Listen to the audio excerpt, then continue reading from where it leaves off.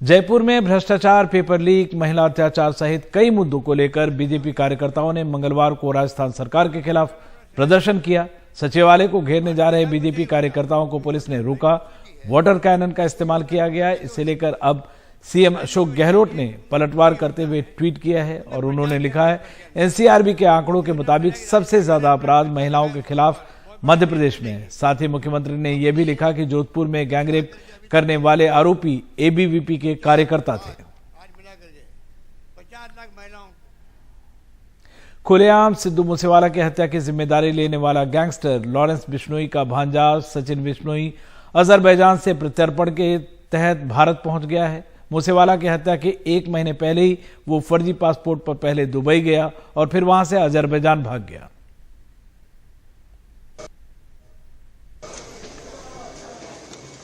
सचिन थापन बिश्नोई आखिरकार 11 महीने बाद मंगलवार सुबह अजरबैजान से भारत पहुंच गया। सरकार की कोशिशों से दिल्ली पुलिस उसे लेकर आ गई है।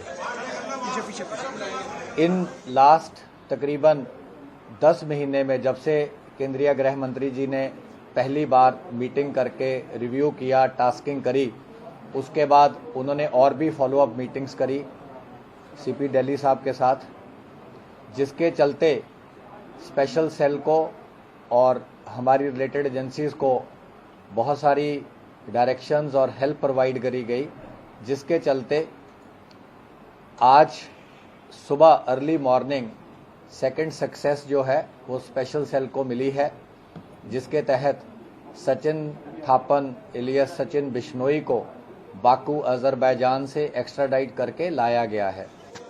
पुलिस के मुताबिक सचिन लॉरेंस बिश्नोई के गांव का है और उसका भांजा लगता है। 29 मई 2022 को सिद्धू मूसेवाला की हत्या के बाद सचिन ने दावा किया था कि हत्या उसने की है। जांच में पता चला कि सचिन बिश्नोई लॉरेंस के भाई अनमोल बिश्नोई के साथ हत्याकांड के करीब 1 महीने पहले ही विदेश भाग गया था।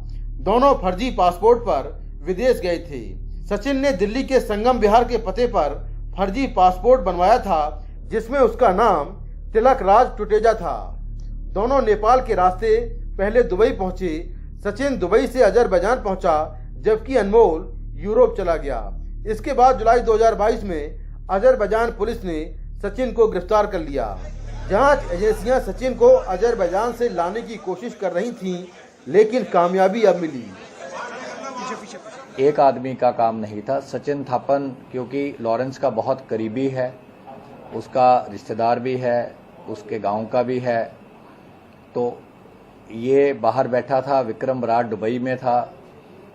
ये उस दिन तो दुबई में था, 2 दिन बाद ये बाकू अजरबैजान चला गया था। गोल्डी कनाडा में था और इनके 1-2 और साथी भी थे जो डिफरेंट कंट्री से अलग अलग कोऑर्डिनेशन कर रहे थे।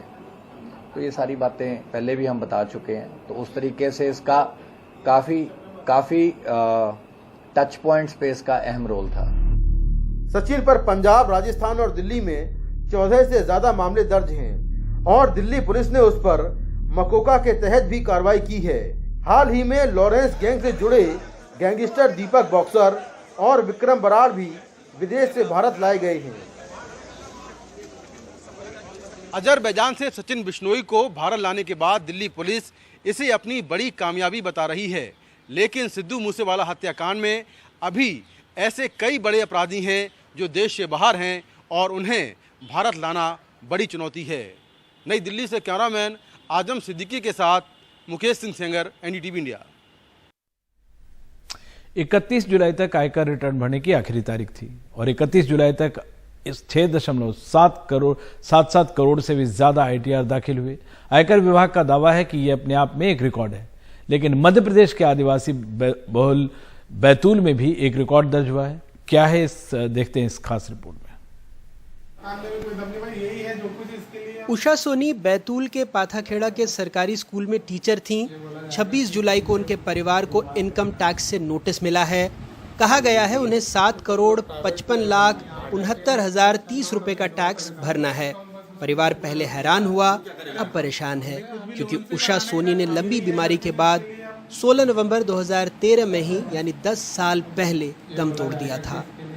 2013 में उनकी मृत्यु हो गई थी परंतु ये असेसमेंट 2017-18 का दिखाया जा रहा है और हमसे हमारी मात्रा के ऊपर 7,55,69,69,28 रुपये का देयक दिखाया गया, जो कि सही नहीं है। हमने पहले तो हमारे थाना क्षेत्र बैतूल बाज़ार में इसकी शिकायत दर्ज कराई। हमें इसका पता तभी पड़ा जब हमने आयकर विभाग द्वारा दिए गए नोटिस में पढ़ा कि सोर्स TCS के सेक्शन के तहत डिस्क्रिप्शन में लिखा हुआ था कि सोर्स कंपनी जो है वो नेचुरल कास्टिंग नाम की है। अब नेचुरल उतना डिटेल भी उसी दस्तावेज से प्राप्त हुआ, हमें इसकी जानकारी भी नहीं थी। नितिन सरिये की दुकान पर काम करके बमुश्किल 5 से 7 हज़ार रुपये महीना कमाते हैं। इन्हें भी इनकम टैक्स ने 1.25 करोड़ रुपए के डिमांड का नोटिस भेजा है।